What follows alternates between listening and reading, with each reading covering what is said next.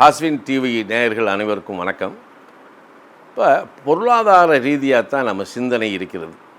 ஆனால் பொருளாதாரத்தினுடைய வரவு எல்லாத்துக்கும் ஒரே மாதிரி இருக்கா அப்படின்றது இல்லை. ஆனால் இதை பிரிச்சிருக்கிறாங்க. உத்தியோக ரீதியாக, தொழில் ரீதியாக, அதுமாதிரி கான்ட்ராக்ட் கமிஷன் பேசிஸ் வழியில் இப்படியெல்லாம் இந்த வருவாய் அப்படின்றத வருமானத்தை அவங்க நமக்கு முன்னோர்கள் பொருளாதாரத்தை அடையக்கூடிய மார்க்கத்தை சுட்டி காட்டியிருக்காங்க. ஆனால் காலபுருஷ தத்துவத்தில் பார்த்திங்கன்னா ரிஷபம் 2ஆம் இடம், தனுசு 9ஆம் இடம், இது தனஸ்தானம், இது பாக்கியஸ்தானம். அப்போ அருள் இருந்தால் பொருள் தானாக வரும் அப்படின்ற ஒரு சூட்சுமத்தை அவங்க சொல்லியிருக்காங்க. அப்போ நம்ம லக்கணத்துக்கு 2 குடையவரையும் 9 குடையவரையும் இணைத்து அதற்குரிய தெய்வ வழிபாட்டை நாம் செய்தால் பொருளாதார மேன்மையை நாம் அடையலாம் அப்படின்ற ஒரு உன்னதமான நிலையை நாம் புரிஞ்சுக்கிடணும். ஆனால் ஒவ்வொரு லக்கணத்துக்கும் தனித்துவம் வாய்ந்த ஒரு நிலை என்னென்னா இந்த 3ஆம் இடம் அப்படின்னு சொல்லக்கூடியது. அப்போ இந்த 3ஆம் இடத்துல என்ன இருக்குது? ஒரு மனிதனுடைய எண்ணம், எழுத்து, இயக்கம், ஆற்றல், பேராற்றல், சக்தி, வீரியம்னு இருக்குது. அந்த 3ஆம் இடம் சாதகமாக இருந்தால், சரியாக இருந்தால் இவன் இந்த உலகத்தை ஒரு கைக்குள்ளே கொண்டு வந்துடலாம். அப்போ அதில் தான் கர்மவினை, கர்ம மேன்மை அப்படின்ற ஒரு சூட்சுமத்தை இந்த 3ஆம் இடத்துக்குள்ளே தான் வச்சுருக்காங்க.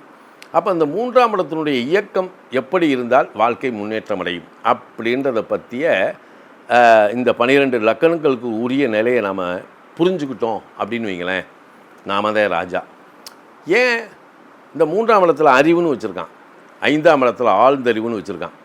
அப்போ காலபுருஷனுடைய 3ஆம் இடம் புதன், 5 குடையோர் சூரியன், இவங்க 2 பேரும் சேர்ந்தாங்கன்னா புதாத்தி யோகம், நிபுணத்துவ யோகம் அப்படின்றத பிரிச்சிருக்கான். அப்போ ஒவ்வொரு லக்கணத்துக்குமே இந்த 3ஆம் இடம் 5ஆம் இடம் எப்படி வேலை செய்கிறது அப்படின்ற ஒரு விஷயத்தை அதில் கொடுத்துருக்காங்க. சரி, ஆனால் பொருளாதார அடிப்படையில் நம்ம முன்னேற்றம் அடையணும்னா நாம் ஏதாவது ஒரு சேரிட்டபிள், நாம் தர்மம் அப்படின்றத பண்ண நமக்கு மேன்மை அப்படின்ற கதவுகள் திறந்துக்கிட்டே இருக்கும். அப்போ ஒவ்வொருத்தரும் இந்த தர்மம் அப்படின்ற இந்த தர்மஸ்தானம் என்ற 9ஆம் இடத்தை இயக்கக்கூடிய நிலையை நம்ம எப்படி புரிஞ்சுக்கிறது அப்படின்றத பற்றியும் இதில் நம்ம எடுக்கணும். சரி, பொதுவாக எடுத்துக்கிட்டோம் அப்படின்னா இப்போ ராசி மண்டலத்தில்னு சொல்கிறாங்க, இந்த நிலத்தத்துவம் அப்படின்றத எடுத்துக்கிட்டிங்கன்னா, அதாவது ரிஷபம், கன்னி, மகரம், காலபுருஷனுடைய அர்த்த திரிகோணம் அப்படின்னு பேர். இதுதான் உலக மக்களுடைய, அதாவது பொருளாதார மேன்மைக்குரிய கர்மாவை வழங்கி கர்ம மேன்மையை கொடுக்கக்கூடிய வீடுகள் எதுனா ரிஷபம், கன்னி, மகரம் தான் எல்லாத்துக்குமே. ஆனால் அது ஒரு லக்கணத்துக்கு என்ன செய்யுது? இப்போ தர்ம திரியோணத்தில் பிறந்த மேசம், சிம்மம், தனுசில் பிறந்தவனுக்கு இந்த வீடு இயற்கையிலேயே அர்த்த திரியோணமாக மாறிடுது. ஆனால் ரிஷபம், கன்னி, மகரத்திலே பிறந்தவங்களுக்கு இது தர்ம திரியோணமாக இருக்குது. அப்போ இந்த தர்ம திரியோணம் அர்த்த திரியோணமாக இருந்தால் இவன் எப்படி செயல்படணும் அப்படின்னு ஒன்று இருக்குது. ஆனால் காமத்திரியோணம் சொல்லக்கூடிய மிதுனம், துலாம், கும்பம் இருக்கு இல்லையா, இவங்களுக்கு இது பூராமே பாருங்கள் 12ஆம் இடமாக அமையும் இல்லையா. அப்போ இந்த இது பூரா மோட்ச திரியோணம் அர்த்த திரியோணமாக மாறும்.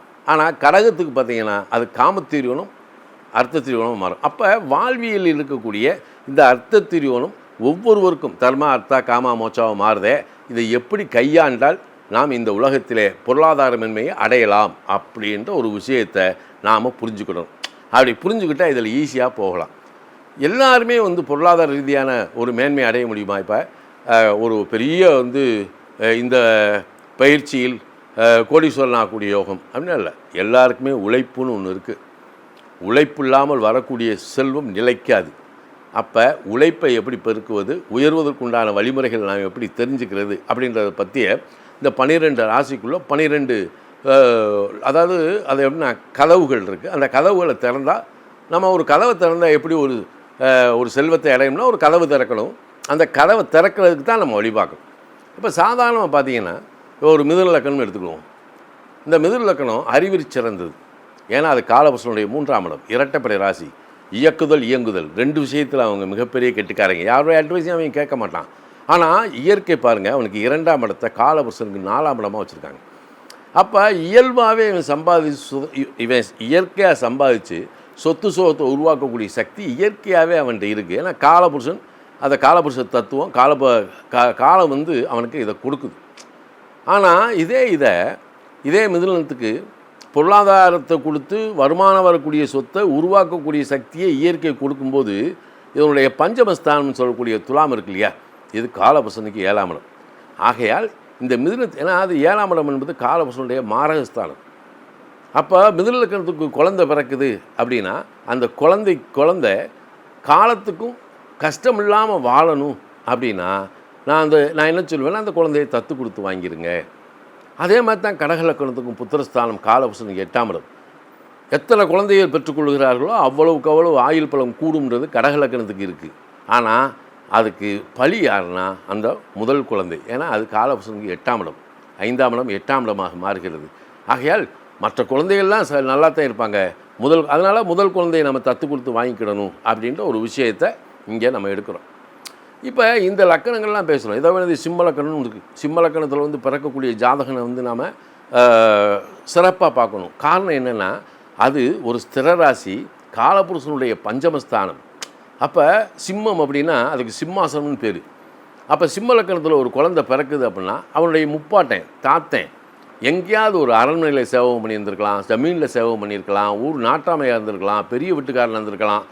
அப்போ ஒரு நல்ல முதன்மையான ஒரு நிலையில் பெருமை பெற்ற ஒரு முன்னோர்களுடைய வம்சத்தில் பிறந்தாதான் அந்த சிம்ம லக்கணத்திலே ஒருத்தன் பிறக்க முடியும். அப்போ அவங்கெல்லாம் பார்த்தீங்கன்னா சிம்ம லக்கணத்தில் வந்து இந்த மைனிக்கு வாழா கவரிமான் ஜெயமரி மற்றவன்ட்ட எந்த காரணத்தை கொண்டும் கைகட்ட மாட்டாங்க. அதாவது இந்த சிரித்து பேசுகிறது, குணஞ்சி பேசுகிறது அதெல்லாம் அவங்ககிட்ட வராது. அந்த ஸ்டாண்டர்டு கௌரவம் இருக்கு இல்லையா, அது எப்பயுமே அந்த சிம்ம லக்கணத்துக்கு இருக்கும். ஆனால் இவர்களுக்கும் இந்த உலகத்தில் வந்து பொருளாதார அடிப்படையில் மேன்மையை கொடுக்கணும் அப்படின்ற ஒரு சூட்சமாக இருக்குது. இதே சிம்மத்தில் பிறந்தவன் பகலில் பிறந்தவனா இரவில் பிறந்தவனான்னு எடுக்க வேண்டியது இருக்குது.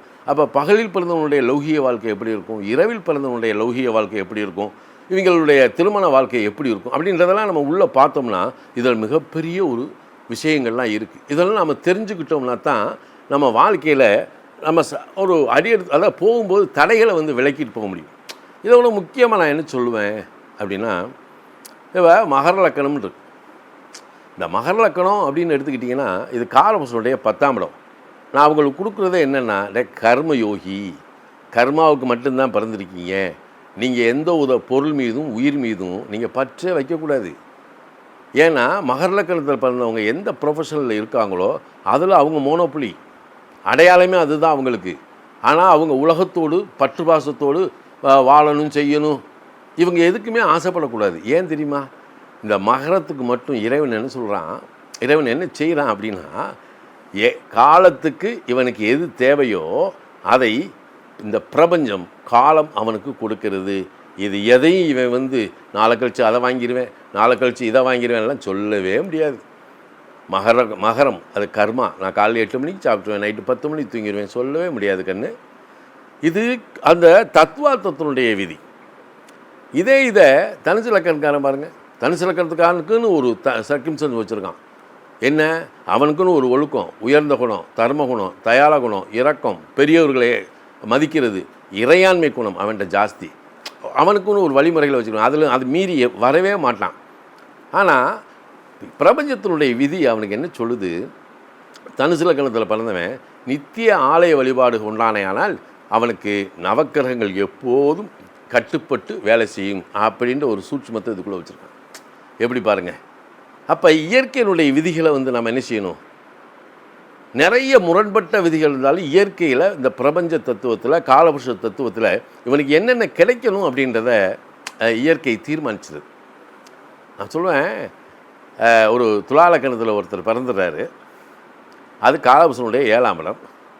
அவர்கள் பிறந்து இருக்கும் காலம் வரை ஏதேனும் ஒரு போராட்டத்தில் அல்லது எதிர்நீச்சலில் இவங்க போராடித்தான் ஆகணும், மற்றவர்களுக்காக தன்னுடைய வாழ்க்கையை அர்ப்பணித்தான் ஆகணும். அப்போ இங்கே தியாகி அப்படின்ற பெரிய பட்டம், இது ஆணாக பிறந்தாலும் பெண்ணாக பிறந்தாலும் ஒரு பெரிய சுமைதாங்கியாகத்தான் இவர்கள் வாழ்ந்து கொண்டிருக்கிறார்கள். அப்போ இவர்களுடைய வாழ்க்கை என்பது அர்ப்பணிப்பு தான். அப்போ இவர்களுக்கும் பொருளாதாரம் அப்படின்னு ஒன்று இருக்குல்ல, குடும்பம் பொருளாதாரம் அப்படின்றது இருக்குல்ல.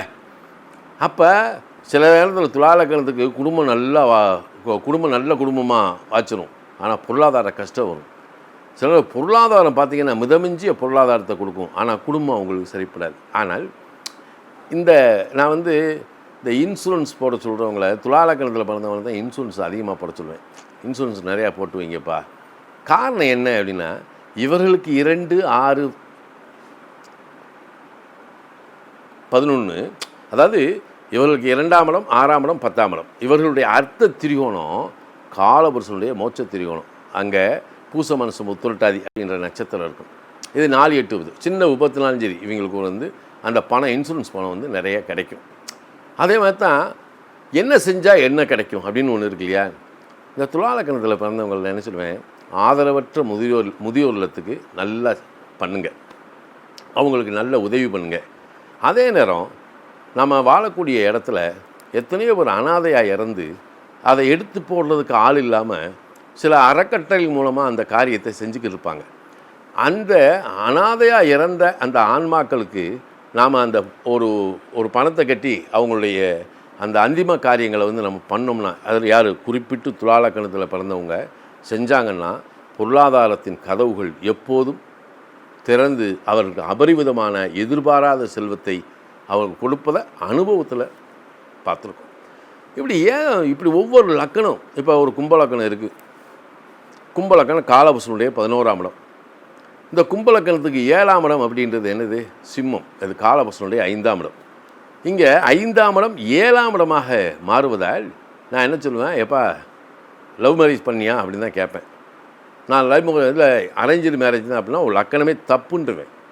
ஏன்னா காலபுருஷ தத்துவ அடிப்படையில் இது மாறுவதே இல்லை. அப்போ அதற்கு அந்த பிரபஞ்சம் தனக்குரிய நிலையில் தான் ஒவ்வொரு லக்கணத்துக்கும் உதவி செய்யுது, அதை அள்ளி கொடுக்குது. அதை எப்படி நாம் அடையணும் அப்படின்ற ஒரு மார்க்கத்தை தான் நாம் தெரிஞ்சுக்கணும். ஏன்னா அப்போ ஒவ்வொரு லக்கணத்துக்கும் இயற்கையாக இந்த பிரபஞ்சம் காலபுருஷ தத்துவம் எவ்வாறு எப்படி வாழ்க்கையினுடைய உயர்வுக்கு அடித்தளமாக இருக்கிறது என்பதை பற்றி நாம் தெரிஞ்சுக்கிட்டோம்னா நம்மளுடைய வாழ்வியல் வழிகளை, அதாவது நமக்கு தேவையானதை, நம்மளுடைய வழிமுறைகளை நாமளே வகுத்துக்கிட்டு வெற்றி பெறலாம். என்ன நண்பர்களே, வாழ்த்துக்கள்.